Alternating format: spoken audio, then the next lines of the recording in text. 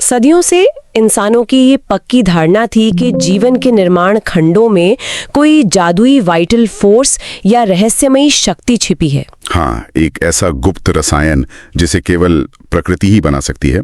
इंसान की प्रयोगशालाओं में उसे बनाना नामुमकिन माना जाता था। बिल्कुल, लेकिन फिर 1828 में एक वैज्ञानिक ने अपनी लैब में कुछ रसायनों को गर्म किया और अनजाने में उस सदियों पुराने भ्रम को हमेशा के लिए तोड़ दिया। सही कहा।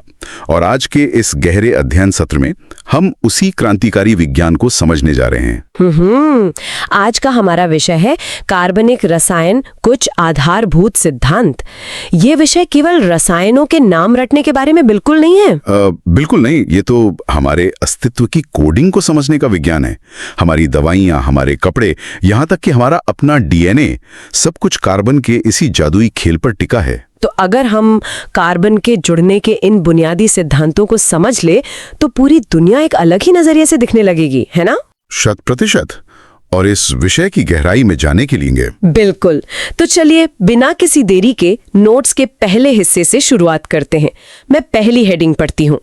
1815 बर्जीलेज डैश जैव शक्ति सिद्धांत, जिसे वाइटल फोर्स थ्योरी भी कहते हैं।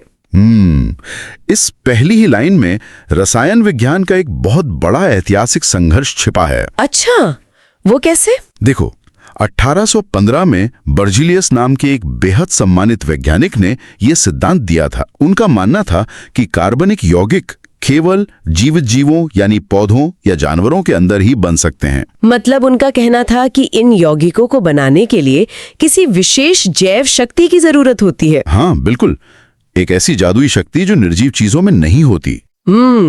ये तो ऐसा था जैसे लोग मानते हो कि सोना केवल कोई जादूगर ही बना सकता है। बहुत सटीक उदाहरण है। लेकिन फिर नोट्स में आगे लिखा है प्रयोगशाला में संश्लेषण या लैब सिंथेसिस, 1828 एफ वोलर। हाँ, और यहीं से कहानी पूरी तरह बदल जाती है। मैं आगे की लाइन पढ़ती हूँ। महत्वपूर्ण अभिक्रिया यानी turning point reaction, NH4CNO ammonium cyanide को गर्म करने पर NH2CONH2 यूरिया बनता है। वोलर ने बस इतना किया कि उन्होंने एक अकार्बनिक पदार्थ अमोनियम साइनाइड को अपनी लैब में गर्म कर दिया। और आश्चर्य की बात यह थी कि वो यूरिया में बदल गया। यूरिया एक कार्बनिक पदार्थ है जो स्तनधारियों के मूत्र में पाया जाता है। नोट्स में भी यही लिखा है। यह पहला कार्बनिक यौगिक था जिसे प्रयोगशाला में बनाया गया, जिससे जैव शक्ति सिद्धांत का खंडन हुआ। इस एक छोटे से प्रयोग ने साबित कर दिया कि कार्बनिक यौगिक बनाने के लिए किसी जादू की जरूरत नहीं है। अरे वाह! अगर हम इस बदलाव को विजुअलाइज करें तो यहाँ चित्र में दिखाया गया है, बीच में यूरिया का मॉलिक्यूल। ये मॉलिक्यूल एक तरफ पुरानी सोच यानी जैव शक्ति सिद्धांत और दूसरी तरफ नई सोच यानी प्रयोगशाला संश्लेषण के बीच एक मजबूत पुल का काम कर रहा है। बिल्कुल, ये विज्ञान का एक बहुत बड़ा टर्निंग पॉइंट था। इसी हिस्से में आगे लिखा है श्रृंखलन या कैटनेशन डैश कार्बन का अन्य कार्बन परमाणुओं से जुड़ने का अद्वितीय गुण। साथ ही एक फैक्ट बॉक्स है। कोल्बे ने 1845 में एसिटिक अम्ल और बर्थेलो ने 1856 में मीथेन का संश्लेषण किया। यहाँ श्रृंखलन को समझना बहुत जरूरी है। आवर्त सारणी में तो बहुत से तत्व हैं, लेकिन कार्बनी जीवन का आधार क्यों बना?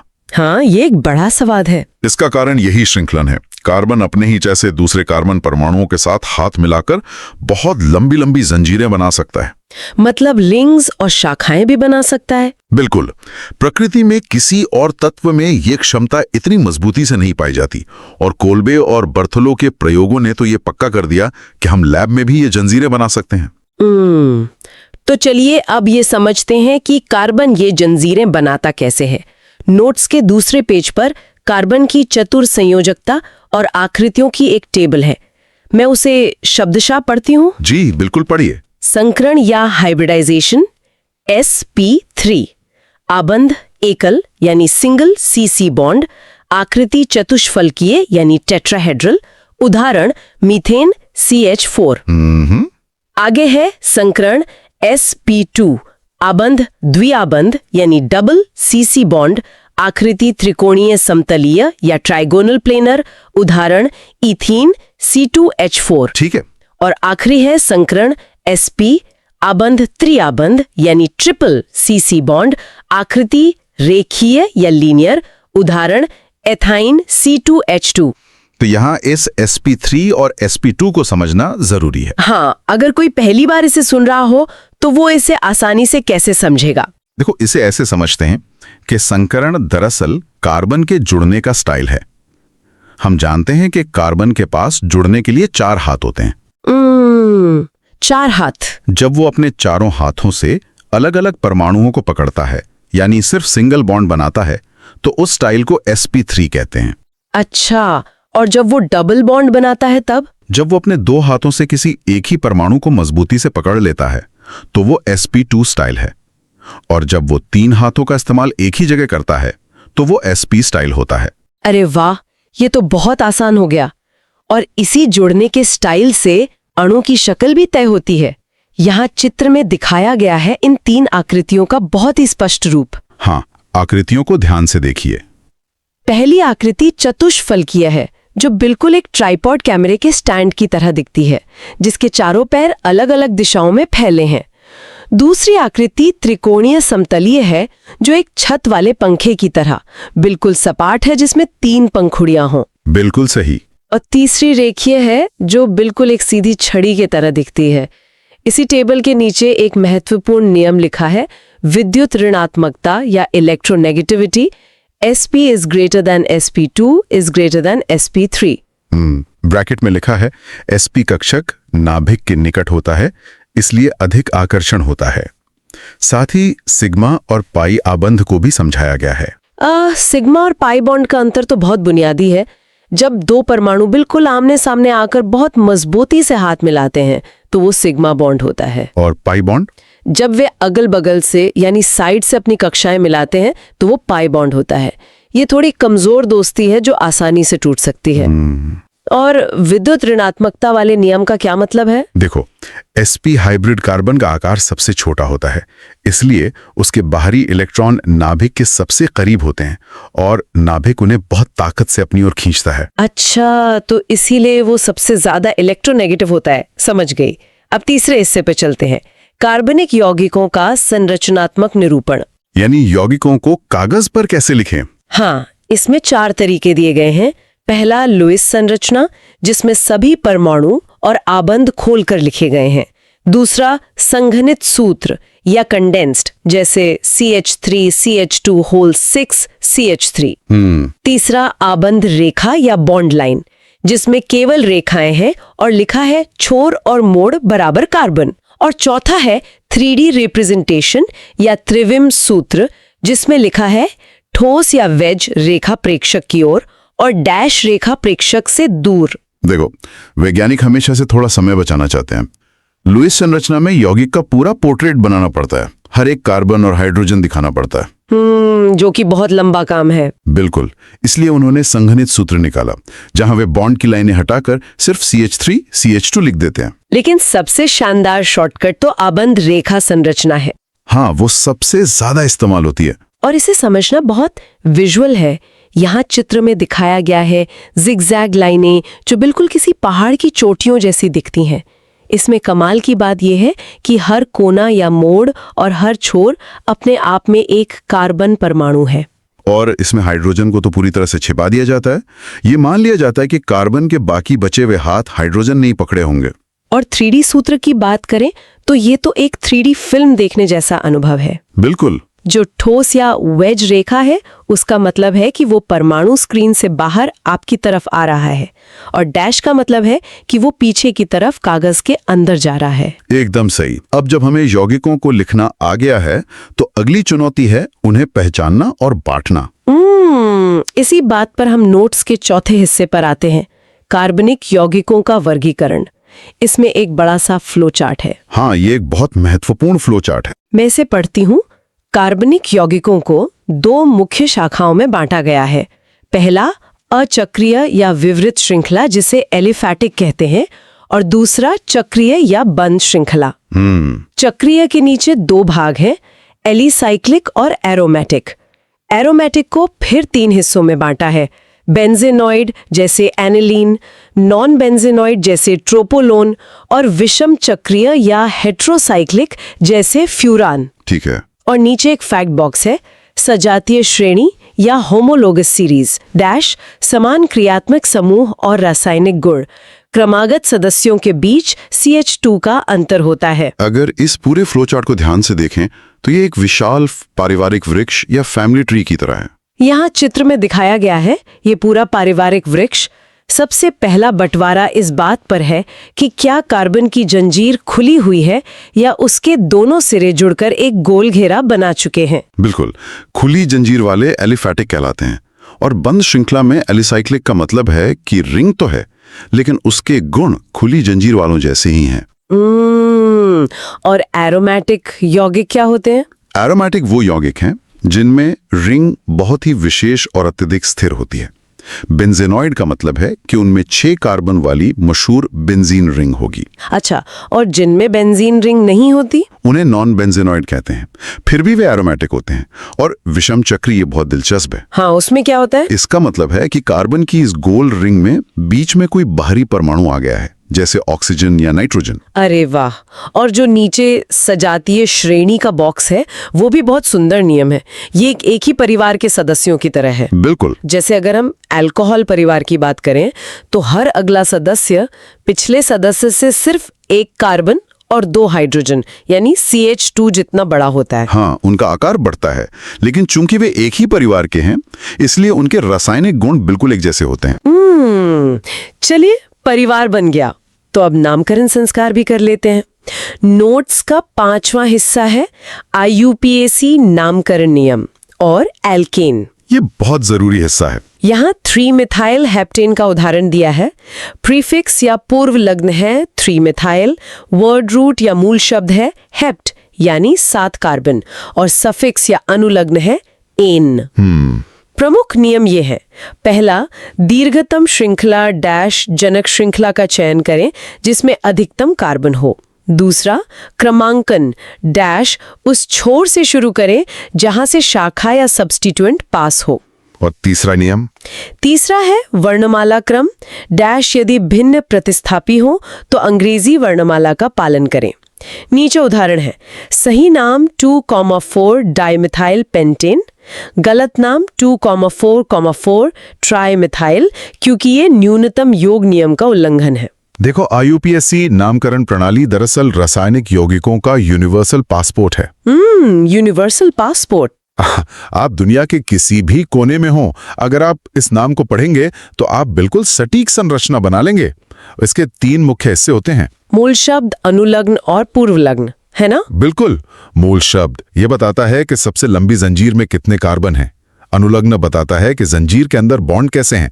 और पूर्व लग्न बताता है कि उस मुख्य जंजीर पर कौन कौन सी छोटी शाखाएं लटकी हुई हैं। और नंबरिंग कहाँ से शुरू करनी है इसके लिए एक सख्त नियम है।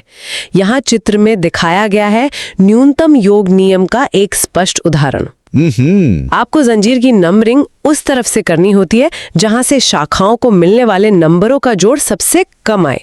अगर आप गलत दिशा से नंबरिंग करेंगे तो शाखाओं को बड़े नंबर मिलेंगे, जो कि पूरी तरह से गलत है। एकदम सही। इसके बाद छठे हिस्से में आते हैं क्रियात्मक समूह और बेंजीन व्युत्पन्न। इसमें एक वरीयता क्रम दिया गया है। हाँ, इसे ध्यान से पढ़ना। COOH is greater than SO3H is greater than COOR is greater than COCl।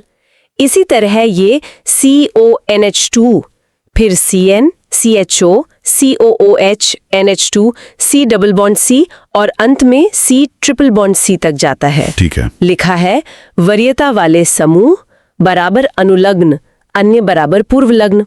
और एक नोट है, डैश यदि बेंजीन वलय पर क्रियात्मक समूह कार्बन श्रृंखला से जुड़ा है तो बेंजीन को फेनिल प्रतिस्थापी माना जाता है। ये वरीयता क्रम दरअसल एक VIP लिस्ट की तरह है। अच्छा, VIP लिस्ट। हाँ। अगर एक ही अणु में 2 या 3 अलग अलग क्रियात्मक समूह आ जाएं, तो मुख्य बॉस कौन होगा? इस लिस्ट में COOH यानी कार्बोक्सिलिक एसिड राजा है, वो सबसे ऊपर है। तो जो बॉस होगा यौगिक का मुख्य नाम उसी के आधार पर तय होगा। बिल्कुल। और बाकी सभी समूहों को महज एक शाखा या प्रतिस्थापी मान लिया जाएगा। यहाँ चित्र में दिखाया गया है बेंजीन रिंग पर अलग अलग स्थितियां। ये बहुत ही रोचक ज्यामिति है। हाँ, इसे ऑर्थो मेटा पैरा कहते हैं। अगर कोई समूह बेंजीन पर जुड़ा है तो उसके बिल्कुल बगल वाली यानी 1-2 जगह को ऑर्थो कहते हैं, डैश बिल्कुल पड़ोसी। एक घर छोड़कर यानी 1-3 वाली जगह को मेटा कहते हैं और बिल्कुल आमने सामने यानी 1-4 वाली स्थिति को पैरा कहते हैं। बहुत अच्छे से समझाया। अब नामकरण के बाद एक बड़ी उलझन सामने आती है जो नोट्स के 7वें हिस्से में है। समावयवता या आइसोमेरिज्म डैश एक ही सूत्र भिन्न गुण। तो ये रसायन विज्ञान का बहुत ही दिलचस्प हिस्सा है। मैं इसको फ्लो चार्ट पढ़ती हूँ। संरचनात्मक के नीचे है श्रृंखला डैश पेंटेन और आइसोपेंटेन, स्थान डैश प्रोपेन 1 ऑल और प्रोपेन 2 ऑल, क्रियात्मक डैश इथेनॉल और डाइमिथाइल ईथर, मध्यावयवता डैश मिथॉक्सी प्रोपेन और इथॉक्सी इथेन। और दूसरा प्रकार है त्रिविम या स्टीरियो। इसमें ज्यामितीय के नीचे सिस और ट्रांस है और प्रकाशिक के नीचे डी आइसोमर और एल आइसोमर है। समवयवता को समझना बहुत ही आसान है। मान लीजिए आपके पास घर बनाने का कुछ सामान है, डैश इतनी ईंटें इतना सीमेंट। सामग्री बिल्कुल वही है यानी फॉर्मूला समान है, लेकिन आपने उस सामग्री से एक बार घर का नक्शा अलग बनाया और दूसरी बार बिल्कुल अलग। अच्छा, तो चूंकि नक्शा या ढांचा बदल गया इसलिए उस यौगिक के गुण भी बदल जाते हैं। बिल्कुल सही। ये तो बिल्कुल लेगो ब्लॉक से खेलने जैसा है। हाँ, लेगो ब्लॉक्स बहुत अच्छा उदाहरण है। उन्हीं लेगो टुकड़ों से आप एक गाड़ी बना सकते हैं और फिर उन्हें तोड़कर उन्हीं टुकड़ों से एक रोबोट बना सकते हैं। टुकड़े वही हैं, लेकिन उनका रूप और काम बिल्कुल अलग है। बेहतरीन एनालॉजी। संरचनात्मक समावयवता में हम यौगिक के अंदर परमाणुओं के जुड़ने का पूरा क्रम ही बदल देते हैं, जैसे लेगो को तोड़कर फिर से जोड़ना। और त्रिविम समावयवता में क्या होता है? त्रिविम समावयवता में परमाणुओं के जुड़ने का क्रम तो वही रहता है, लेकिन अंतरिक्ष में उनकी दिशा या अलाइनमेंट बदल जाती है। यहाँ चित्र में दिखाया गया है ज्यामितीय समावयवता के सिस और ट्रांस रूप। सिस रूप में एक जैसे परमाणु डबल बॉन्ड के एक ही तरफ होते हैं, जबकि ट्रांस रूप में वे तिरछे या विपरीत दिशा में चले जाते हैं। इसी तरह प्रकाशिक समावयवता के चित्र में 2 अणु दिखाए गए हैं जो एक दूसरे की बिल्कुल मिरर इमेज यानी दर्पण प्रतिबिंब हैं। डैश जैसे हमारा दायां और बायां हाथ। इन्हें ही डी आइसोमर और एल आइसोमर कहते हैं। बिल्कुल। यौगिकों की बनावट को समझने के बाद अब वक्त है उन्हें तोड़ने का। 8वां हिस्सा है अभिक्रिया की क्रियाविधि डैश आबंध विदलन या बॉन्ड फिशन। हाँ, रिएक्शन होने के लिए बॉन्ड का टूटना जरूरी है। इसमें लिखा है विषमांश विदलन या heterolytic fission dash carbocation A+ और कार्बेनायन B-। समांश विदलन या homolytic fission dash free radicals या मुक्त मूलक A और B जिन पर बिंदु लगे हैं। ठीक है। आगे है carbocation stability order dash 3 degree is greater than 2 degree is greater than 1 degree is greater than methyl.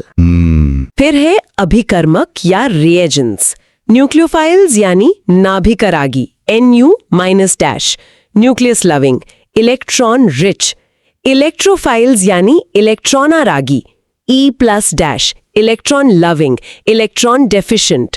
कोई भी रासायनिक अभिक्रिया होने के लिए ये बहुत जरूरी है कि पहले पुराने बॉन्ड टूटें। ये बॉन्ड का टूटना 2 परमाणुओं के बीच एक साझेदारी के टूटने जैसा है। यहाँ चित्र में दिखाया गया है कि ये साझेदारी कैसे टूटती है।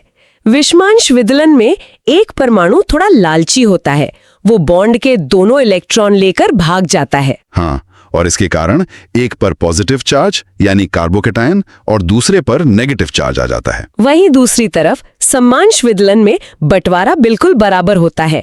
दोनों परमाणु अपना अपना एक एक इलेक्ट्रॉन शांति से वापस ले लेते हैं और इससे जो बनता है उसे मुक्त मूलक कहते हैं, जिन्हें चित्र में एक छोटे से बिंदु से दर्शाया गया है।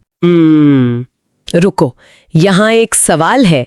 कार्बोकैटायन की स्थिरता का क्रम 3 डिग्री सबसे ज्यादा दिखाया गया है। ये 3 डिग्री वाला कार्बन सबसे ज्यादा स्थिर क्यों होता है? बहुत ही तार्किक सवाल है। देखो, कार्बोकैटायन पे पॉजिटिव चार्ज है, जिसका मतलब है कि उसके पास इलेक्ट्रॉनों की भारी कमी है, वो कंगाल हो गया है। अच्छा। 3D कार्बन का मतलब है कि वो 3 तरफ से अन्य कार्बन समूहों से घिरा हुआ है। ये पड़ोसी समूह अपने इलेक्ट्रॉन थोड़े थोड़े उसकी तरफ खिसकाकर उसे सपोर्ट करते हैं। अरे वाह, मतलब जितने ज्यादा पड़ोसी सपोर्ट करेंगे वो उतना ही स्थिर महसूस करेगा। इसीलिए 3 डिग्री सबसे ज्यादा स्थिर होता है। बिल्कुल। और जहां तक न्यूक्लियोफाइल और इलेक्ट्रोफाइल की बात है, नाम में ही सब छिपा है। हाँ, न्यूक्लियोफाइल यानी जिसे नाभिक या पॉजिटिव की तलाश है, क्योंकि उसके पास बहुत सारे इलेक्ट्रॉन हैं। सही। और इलेक्ट्रोफाइल को इलेक्ट्रॉनों की तलाश होती है, क्योंकि वो खुद पॉजिटिव होता है। अब समझते हैं कि ये इलेक्ट्रॉन खिसकाकर सपोर्ट करने वाली बात काम कैसे करती है। नोट्स के 9वें हिस्से में लिखा है इलेक्ट्रॉन विस्थापन प्रभाव पार्ट 1। ये भी बहुत रोचक कॉन्सेप्ट है। प्रेरणिक प्रभाव या इंडक्टिव इफेक्ट डैश सिग्मा इलेक्ट्रॉनों का स्थायी विस्थापन -I effect dash NO2 is greater than F is greater than COOH is greater than Cl is greater than Br is greater than I plus I effect dash alkyl groups electromery प्रभाव dash अभिकर्मक की उपस्थिति में पाई इलेक्ट्रॉनों का अस्थायी स्थानांतरण। प्रेगणिक प्रभाव एक प्रकार की रस्साकशी की तरह है। जब कार्बन की चेन के एक सिरे पर कोई बहुत ताकतवर परमाणु जुड़ जाता है तो वो पूरी चेन के इलेक्ट्रॉनों को अपनी तरफ खींचने लगता है। और ये एक स्थायी प्रभाव है जो अणु में हमेशा रहता है। बिल्कुल। यहाँ चित्र में दिखाया गया है प्रेरणिक प्रभाव को दर्शाने वाले डेल्टा पॉजिटिव और डेल्टा नेगेटिव चिन्ह। ये चिन्ह यह बताते हैं कि इलेक्ट्रॉन पूरी तरह से टूटकर अलग नहीं हुए हैं, बल्कि आंशिक रूप से अधिक ताकतवर तत्व की ओर खिसक गए हैं। और इसके विपरीत इलेक्ट्रोमेरी प्रभाव एक अस्थायी प्रभाव है। मतलब ये हमेशा नहीं रहता। हाँ, ये तभी काम करता है जब बाहर से कोई हमलावर सामने से आ रहा हो। उसे देखते ही पाई इलेक्ट्रॉन अचानक एक जगह से दूसरी जगह शिफ्ट हो जाते हैं। समझ गई। इसके बाद 10वें हिस्से में है इलेक्ट्रॉन विस्थापन प्रभाव पार्ट 2। इसमें क्या लिखा है? इसमें है अनुनाद या रेजोनेंस डैश पाई इलेक्ट्रॉनों का विस्थानीकरण या delocalisation plus R effect dash OH NH2 minus R effect dash NO2 CHO अति संयुग्मन या hyper conjugation dash no bond resonance या आबंध रहित अनुनाद application note dash explain stability of alkenes and carbocations. ठीक है, थोड़ा रुकते हैं। अनुनाद तो समझ आता है कि पाई इलेक्ट्रॉन रिंग के अंदर गोल गोल घूमते रहते हैं, जिससे अणु को स्थिरता मिलती है। हाँ, वो तो आसान है। लेकिन ये नो बॉन्ड रेजोनेंस क्या है? बिना बॉन्ड टूटे इलेक्ट्रॉन कैसे जंप कर सकते हैं? ये तो विरोधाभासी लगता है। ये रसायन विज्ञान की सबसे आकर्षक घटनाओं में से एक है। अति संयुग्मन में वास्तव में सिग्मा बॉन्ड पूरी तरह से नहीं टूटता। तो फिर क्या होता है? होता यह है कि एक कार्बन हाइड्रोजन का सिग्मा बॉन्ड अपने बगल वाले खाली या आधे भरे हुए ऑर्बिटल के साथ थोड़ी सी ओवरलैपिंग कर लेता है। अच्छा। इलेक्ट्रॉन्स उस खाली जगह में थोड़ी देर के लिए खिसक जाते हैं, जिससे ऐसा लगता है कि बॉन्ड टूट गया है, लेकिन वे पूरी तरह से अलग नहीं होते। ये फैलाव अणु को जबरदस्त स्थिरता देता है। अरे वाह! यहाँ चित्र में दिखाया गया है अति संयुग्मन की प्रक्रिया। इसमें स्पष्ट रूप से देखा जा सकता है कि कैसे एक सिग्मा बॉन्ड के इलेक्ट्रॉन बगल के पाई बॉन्ड सिस्टम के साथ साझा हो रहे हैं। बिल्कुल, इसे समझना बहुत जरूरी था। सिद्धांतों की इस लंबी यात्रा के बाद अब नोट्स हमें सीधे प्रयोगशाला के यथार्थ में ले जाते हैं। 11वें हिस्से में है कार्बनिक यौगिकों का शोधन या प्योरिफिकेशन। हाँ, लैब का असली काम। इसमें लिखा है ऊर्ध्वपातन या सब्लिमेशन डैश ठोस से सीधे वाष्प, उदाहरण डैश कपूर नेफ्थलीन, क्रिस्टलन डैश सिद्धांत विलयता में अंतर, आसवन या डिस्टिलेशन डैश सिद्धांत क्वथनांक में अंतर, साधारण डैश अधिक अंतर, प्रभाजी डैश कम अंतर, कम दाब डैश उच्च क्वथनांक या अपघटन। प्रयोगशाला में जब भी कोई यौगिक बनाया जाता है तो वो कभी 100% शुद्ध नहीं होता। उसमें हमेशा कचरा या अशुद्धियां मिली होती हैं। तो उन्हें साफ करना पड़ता है। हाँ, इन अशुद्धियों को हटाने के लिए हम यौगिकों के भौतिक गुणों जैसे उनके उबलने का तापमान या घुलने की क्षमता का फायदा उठाते हैं। यहाँ चित्र में दिखाया गया है एक बर्नर पर रखा फ्लास्क जिसे गर्म किया जा रहा है और उससे भाप निकलकर एक ठंडी नली से गुजर रही है। यह है आसवन की प्रक्रिया। हाँ, अगर आपके पास 2 तरलों का मिश्रण है और दोनों के उबलने के तापमान में अंतर है, तो गर्म करने पर जो जल्दी उबलता है वो भाप बनकर अलग हो जाएगा और अशुद्धि पीछे छूट जाएगी। बिल्कुल सही कहा। 12वें हिस्से में शोधन की कुछ और उन्नत विधियां हैं। भाप आसवन डैश पदार्थ भाप में वाष्पशील है, जल में अमिश्रणीय, एनिलीन को जल से अलग करना, विभेदी निष्कर्षण डैश विलेयता में अंतर, बेंजीन, ईथर, क्लोरोफॉर्म। देखो, भाप आसवन तब काम आता है जब कोई यौगिक ज्यादा गर्म करने पर खुद ही टूटकर खराब हो सकता है। अच्छा, तो फिर क्या करते हैं? हम उसमें पानी की भाप गुजारते हैं, जिससे वो कम तापमान पर ही भाप के साथ सुरक्षित रूप से उड़ जाता है। और विभेदी निष्कर्षण इस बात पर काम करता है कि यौगिक पानी में ज्यादा घुलता है या कार्बनिक विलायक में। यहाँ चित्र में दिखाया गया है एक कीप, जिसे सेपरेटिंग फनल कहते हैं। इसमें पानी और कार्बनिक विलायक अलग अलग परतें बना लेते हैं, बिल्कुल तेल और पानी की तरह। हमारा यौगिक उस परत में चला जाता है जिसमें वो ज्यादा घुलनशील होता है, और फिर हम नीचे से नॉब खोलकर एक एक परत को आसानी से अलग कर लेते हैं। एकदम परफेक्ट। अब 13वें हिस्से पर आते हैं, जो बहुत ही रंगीन है, वर्ण लेखन या क्रोमैटोग्राफी। ये मेरा पसंदीदा है। इसमें लिखा है सिद्धांत डैश स्थिर प्रावस्था और गतिशील प्रावस्था के बीच अवयवों का वितरण, प्रकार डैश पहला अधिशोषण जिसमें कॉलम और पतली परत आती है, दूसरा वितरण जिसमें कागज या पेपर क्रोमैटोग्राफी आती है। आरएफ या मंदन गुणांक बराबर पदार्थ द्वारा तय दूरी बटा विलायक द्वारा तय दूरी। क्रोमैटोग्राफी असल में रंगों और रासायनिक अवयवों के बीच होने वाली एक दौड़ या रेस है। रेस? हाँ, इसमें दो चीजें होती हैं। एक जो अपनी जगह रुकी रहती है, जिसे स्थिर प्रावस्था कहते हैं, और दूसरी जो लगातार आगे बढ़ती है, जिसे गतिशील प्रावस्था कहते हैं। इस दौड़ को विजुअलाइज करना बहुत आसान है। यहाँ चित्र में दिखाया गया है एक बीकर में रखा फिल्टर पेपर, जो स्थिर प्रावस्था है डैश, यानी रेस का ट्रैक। बिल्कुल। और बीकर के नीचे जो पानी या विलायक है वो गतिशील प्रावस्था है डैश, जो ट्रैक पर ऊपर की ओर दौड़ रहा है। जो पदार्थ हल्का है या जिसे कागज से कम लगाव है वो तेजी से ऊपर भागेगा, और जो कागज से चिपकना चाहता है वो नीचे ही रह जाएगा। इस तरह सारे अवयव अलग अलग ऊंचाई पर रुक जाते हैं। पर ये आरएफ वैल्यू का सूत्र कैसे काम करता है? ये बस एक अनुपात है। रेस खत्म होने पर हम नापते हैं कि पानी ने कितनी दूरी तय की और आपके पदार्थ ने कितनी दूरी तय की। पदार्थ की दूरी को पानी की दूरी से भाग दे दीजिए, वही आरएफ वैल्यू है। अच्छा, इससे हम यौगिक की पहचान कर सकते हैं। बिल्कुल। अब हम अपने नोट्स के अंतिम पड़ाव पर पहुंच गए हैं। विश्लेषण। 14वीं हेडिंग है गुणात्मक विश्लेषण या लासे परीक्षण। इसमें लिखा है तैयारी डैश सोडियम संगलन निष्कर्ष। Carbon plus nitrogen plus sodium से NaCN बनता है। Nitrogen dash Fe4 FeCN6 whole 3 dash Prussian blue रंग। ठीक है। सल्फर डैश सोडियम नाइट्रोप्रोसाइड के साथ वायलेट रंग। हैलोजन डैश AgCl श्वेत अवक्षेप, AgBr हल्का पीला अवक्षेप, AgI पीला अवक्षेप। गुणात्मक विश्लेषण का उद्देश्य ये पता लगाना है कि यौगिक के अंदर कौन कौन मौजूद हैं। लेकिन कार्बनिक यौगिक पानी में आसानी से आयन नहीं बनाते। तो फिर उनका परीक्षण कैसे होता है? इसलिए पहले हम उन्हें सोडियम धातु के साथ बहुत तेज गर्म करते हैं, जिसे लेसे परीक्षण कहते हैं। इससे नाइट्रोजन, सल्फर या हैलोजन पानी में घुलने वाले आयनों में बदल जाते हैं। फिर हम रंग देखकर उनकी पहचान करते हैं। यहाँ चित्र में दिखाया गया है लैब की 3 परख नलियां। हाँ, रंगों पर ध्यान दें। पहली परख नली में एक बेहद चमकदार गहरा नीला या प्रशियन ब्लू रंग है, जो नाइट्रोजन का पक्का सबूत है। दूसरी परख नली में गहरा बैंगनी या वायलेट रंग है, जो सल्फर के होने की गवाही दे रहा है। बिल्कुल सही। और तीसरी परख नली में अलग अलग तरह के सफेद और पीले अवक्षेप हैं, जो हैलोजन की पहचान कराते हैं। लेकिन ये तो पता चल गया कि कौन मौजूद है। अब ये कैसे पता चलेगा कि कितना मौजूद है? इसका जवाब पीटीएफ के 15वें और आखिरी हिस्से में है। हाँ, मात्रात्मक विश्लेषण। मैं ये सूत्र पढ़ती हूँ।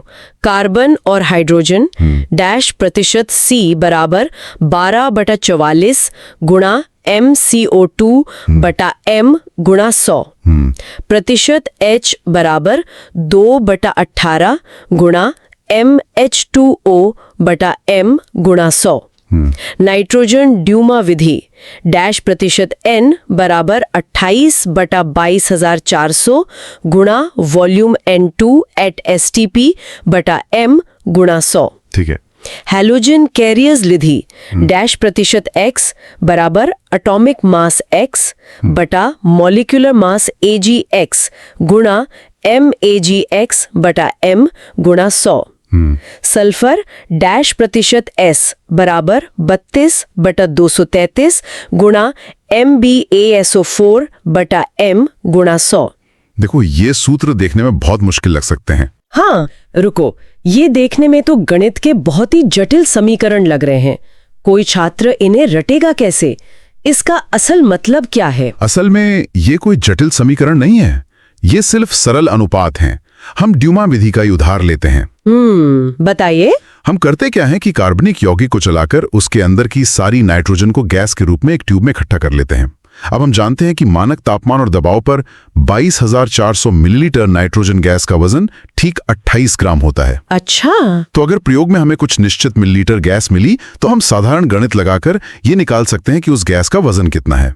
फिर उस वजन को यौगिक के कुल वजन से भाग देकर प्रतिशत निकाल लेते हैं। कमाल है। तो सूत्र रटने के बजाय अगर हम उसके पीछे के सिद्धांत को समझ लें तो ये बहुत आसान हो जाता है। बिल्कुल, रसायन विज्ञान रटने का विषय है ही नहीं। इसी के साथ हमने आज के इस विस्तृत PDF नोट्स को पहली लाइन से लेके आखिरी सूत्र तक पूरी तरह से डिकोड कर लिया है। हाँ दोस्तों, हमारे पास NCERT की साइंस की नोट्स क्लास 6 से लेकर क्लास 12 तक पूरी तरह उपलब्ध है। आप इन सभी PDF नोट्स का प्रिंट आउट भी निकलवा सकते हैं और ये सभी सामग्री बहुत ही कम कीमत में प्रदान की जा रही है। आपको यह भी मालूम होना चाहिए कि लगभग सभी प्रतियोगी और स्कूल स्तर की परीक्षाओं में पूछे जाने वाले प्रश्न NCERT से ही आते हैं, इसलिए यह सामग्री आपके लिए बेहद उपयोगी साबित होगी। अगर आप ये NCERT साइंस PDF लेना चाहते हैं तो अभी हमें व्हाट्सएप पर मैसेज करें। WhatsApp number 7739541921। आपकी तैयारी को मजबूत बनाने के लिए हम हमेशा आपके साथ हैं। अगर आपको यह वीडियो पसंद आए तो कृपया लाइक करें। जो लोग अभी तक चैनल को सब्सक्राइब नहीं किए हैं वे जरूर सब्सक्राइब करें। नीचे कमेंट बॉक्स में अपना फीडबैक अवश्य दें।